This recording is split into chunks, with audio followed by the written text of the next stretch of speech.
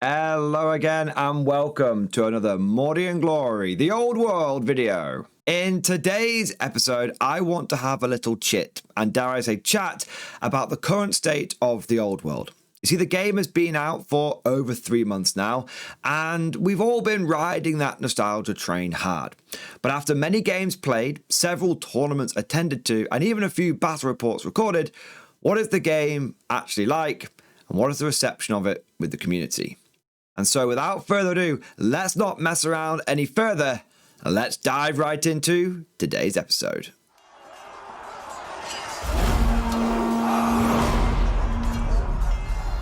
Now, the first thing that I want to do is add a bit of context. Let's cast our minds back to when Old World was coming up for release and the initial release of the game. At that time, opinions on Old World were quite divided.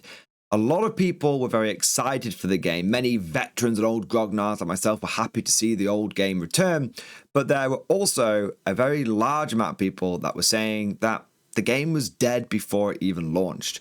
The whole thing with legacy factions and core factions and not everyone getting models straight away and them being no range refreshes, a lot of people thought that this game was going to launch and then that would be it. And it would just fade into obscurity as a nice idea, but a project that was too little too late. So with that in mind, I suppose my first question is Old World still here?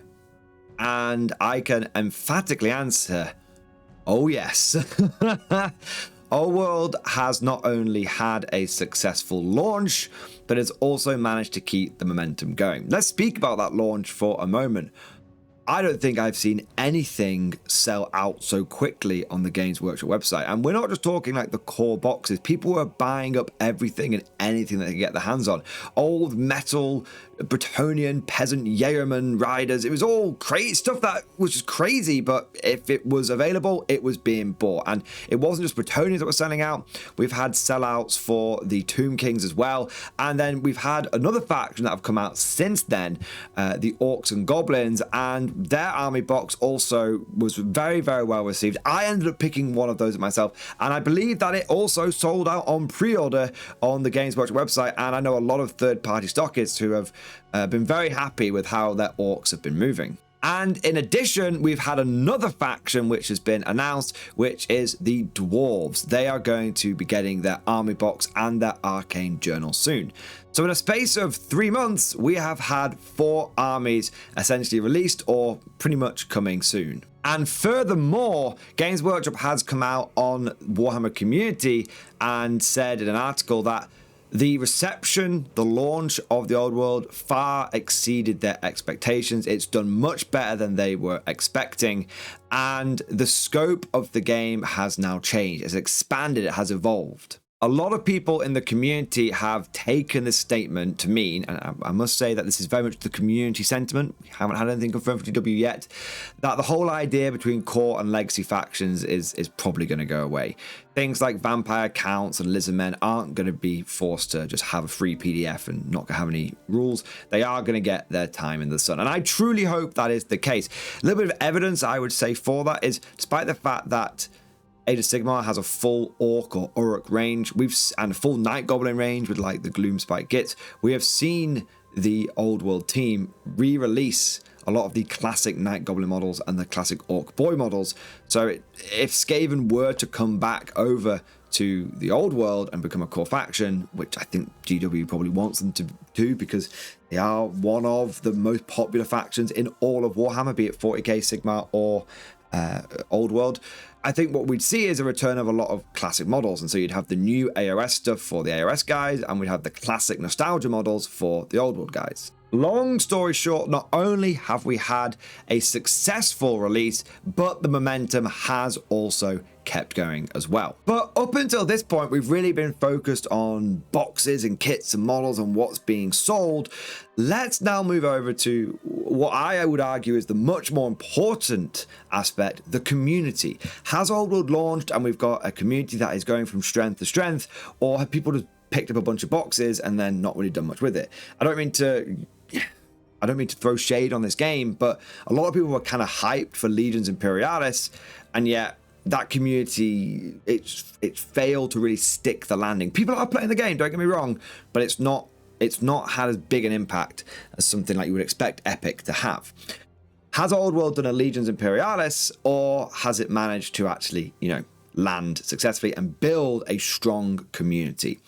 Well, you're probably unsurprised by me saying this, but it has had a very, very positive response from the community, both old players and new players alike. Starting off with those old players, you had people that were still playing Warhammer Fantasy with things like Warhammer Armies Projects, and you had people still playing like 6th edition Fantasy, people still playing 8th edition Fantasy, people trying out the 9th Age. There was a lot of pseudo Warhammer Old World going on, and those older players were still actively engaged in the game. And then you also had a lot of older players like myself who weren't playing Warhammer Fantasy anymore, but had kept hold of our armies, or were just excited to get back into the game from our childhood. And with that community, with the people that were already kind of interested in the old world, it's been very well received. People have been happy to be able to get their hands on the models again. It's been great seeing the Warhammer Fantasy subreddit blowing up. There's every single day, there's beautiful armies posted there, battle reports posted there. It's a really, really active community. And we've also seen this picked up by content creators as well. Channels like Tabletop Tactics, who are well known for doing some of the best 40k battle reports out there. And if you've not watched them, I do highly recommend them. They do a lot of 40k, like I said. They tried a bit of AOS, and you know, they unfortunately, you know, they said that it's okay, but it wasn't really, the community wasn't really there. Like, their AOS battle reports weren't getting the traction they needed, so they're going to bring them back on a more sort of seasonal basis. And then you had Tabletop Tactics with the old world, and the initial response to the older battle reports that they put out was so strong that they have gone all in, and now they have multiple old world armies for legacy and also core factions, and they are putting out regular old world battle reports. It might be every week, but at the very least it's every other week. So we've not just seen this embraced by old grognards, we've also seen this embraced by content creators. We've also seen this embraced by new people who initially had no interest in the old world, who have come over and dipped their toe in to see what all the fuss is about, and they've been hooked. They've been hooked, line, and sinkered, boys. One thing I want to really acknowledge here, one thing I've really noticed myself personally, this will kind of lead me into my next part regarding like the tournament scene, is how many 40k players, people that were like die-hard 40k players, they were like, I'm not interested in old world whatsoever, have tried the game out and have almost gone completely the other way and been like, I just play old world now. It's a remarkable number. I'm talking more than a dozen, and I don't have many friends. Like, I'm talking, I go to old world, it's not just people that I know that are doing it. When I go to old world tournaments, and I've been to 4 or 5 of them now, and I'll speak to someone, every single tournament I've been to, I'm like, oh, do you just play old world or something else? At least one person every tournament I speak to has gone, oh, I used to play 40k. I don't really play 40k anymore. I just play old world. It's just a better game. I just like this one instead. So we've seen people who had died in the wool 40k players who have come over and tried old out, and they've just almost totally converted. There's also been some big names in the tournament scene, that people who were really smashing the 40k competitively on a very, very high level, who have also come over and very much been like, this is the tournament game that I play now. This scratches an itch that 40k doesn't scratch anymore. Old world is doing what I want it to do. It's giving me what I want out of a game. So we're seeing new people from like content creators, new people from the competitive scene, but we're just seeing a lot of, you know, putting all that to one side, we're seeing a lot of casual people come over. A lot of people who maybe had never even played a Warhammer game before, people from the Total War crowd. And if you think that Total War hasn't caused a lot of people to try out fantasy, then I'm sorry, but we're just going to have to strongly agree to disagree on that one. But we've also seen people that have just been trying it out. Maybe they tried a bit of 40k, but they're brand new to Warhammer, and it's really just been picked up by new players and old players alike. And looking at this from my community's perspective, in the MG Discord, we have had dozens upon dozens of people who on the initial launch up to Old World were saying to me like, Mordian, I know you're excited for the game, but you know, I just want you to talk about guard and stuff. And we've had these people come forward now and be like, I've bought myself some Old World and I love it. The models are great. The game is great. I don't know why I wasn't interested in this before.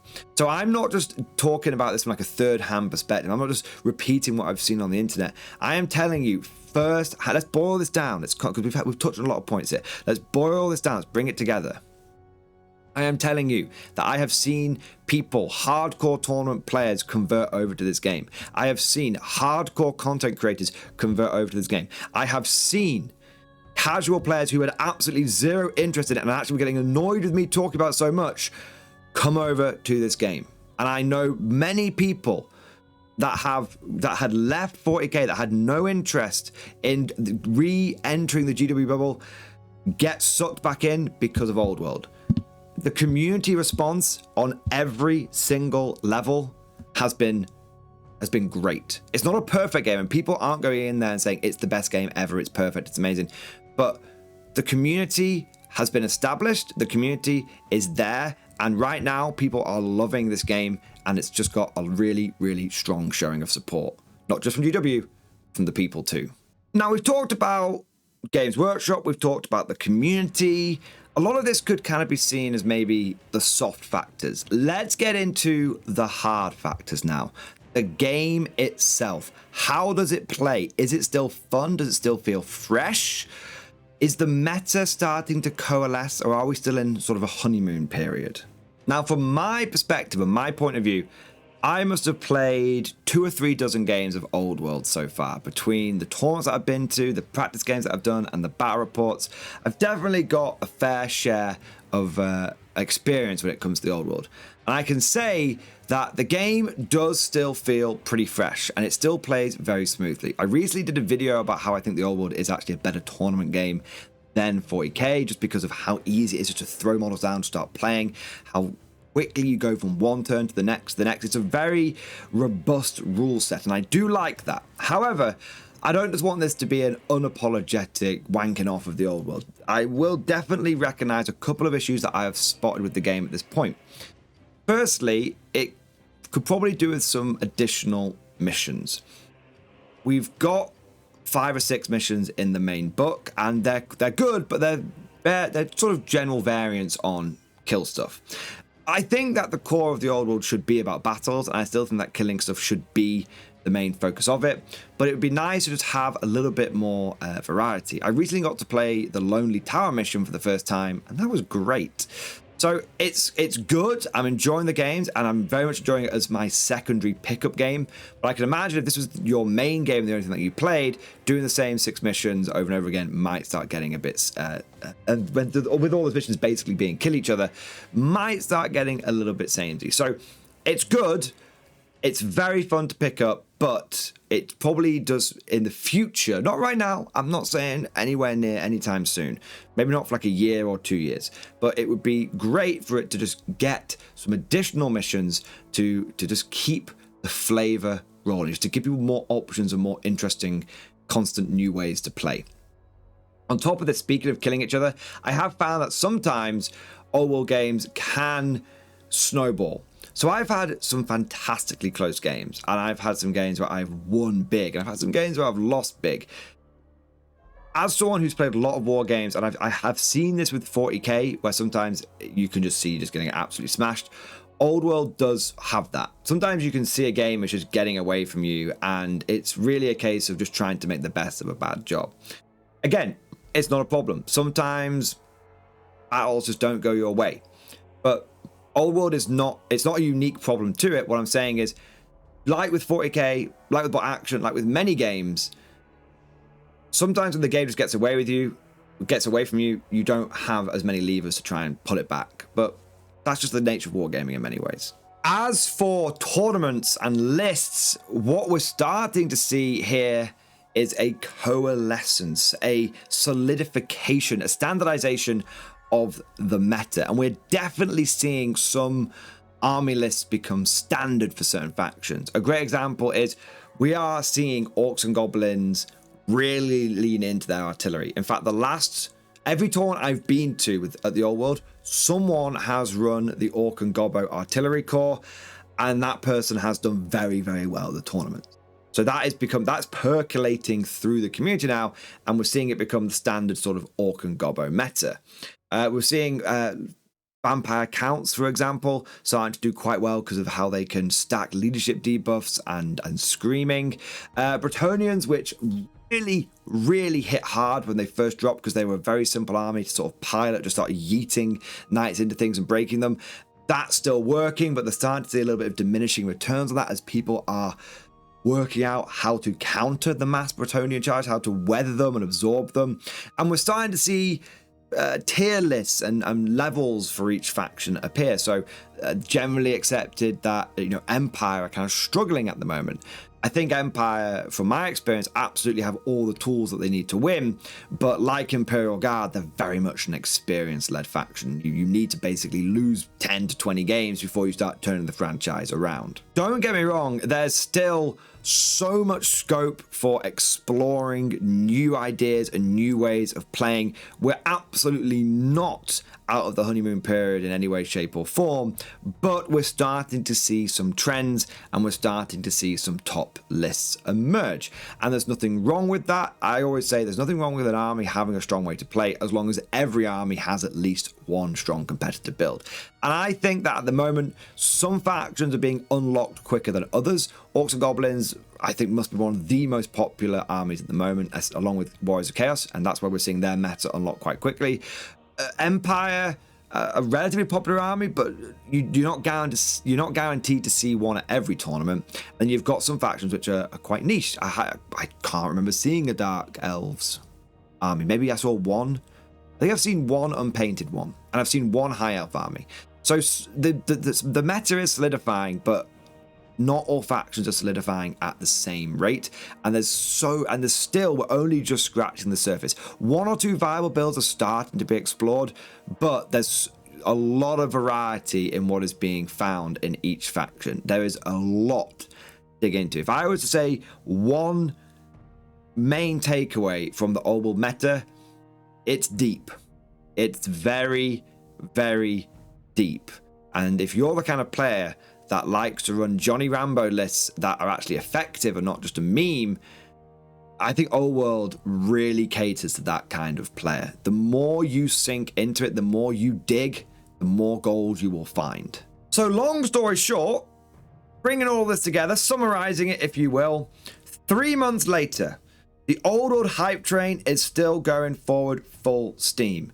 The community continues to go from strength to strength, and the game has been well accepted, and people are starting to, after playing a lot of games, understand what makes a good army and what doesn't, and we're starting to see people unlock the secrets of the meta. But it's all good news. The game has done phenomenally well already, and I personally am really excited to see where it goes next. What's going to happen when the dwarves drop, and which army is going to be after that. But of course, all of this is just like my opinion, man. Let me know what you think down in the comment section below. Are you an old world player? How have you been finding the game? And are you someone that's maybe entirely new to Warhammer Fantasy who's been tempted to dip your toe in? Have you made the plunge? Have you pulled the trigger? Or are you still on the fence? If you enjoyed today's video, don't forget to smash that like button and also subscribe to never miss an episode.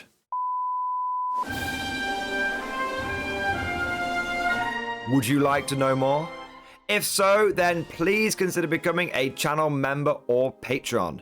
By supporting the channel, not only will you be doing your part, but you'll also be helping me create more content for your viewing pleasure and unlocking a whole host of perks. You get everything from a badge next to your name, custom emojis, but the big one is access to the Mordian Glory Discord server, an online community with almost 2,500 active members.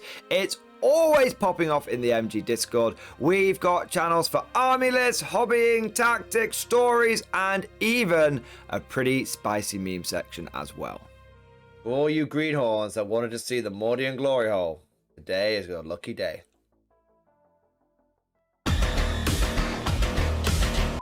And joking aside, I do want to say a massive thank you to all of the current channel members and Patreons. You guys are amazing. Truly the lifeblood of the channel. I could not do Mordy and Glory full time without the incredible and generous support of my members. So thank you guys so much. And last but certainly not least, I want to say a personal thank you to all of my top tier Patreons. These are the War Masters, the people who have truly gone above and beyond the call of duty.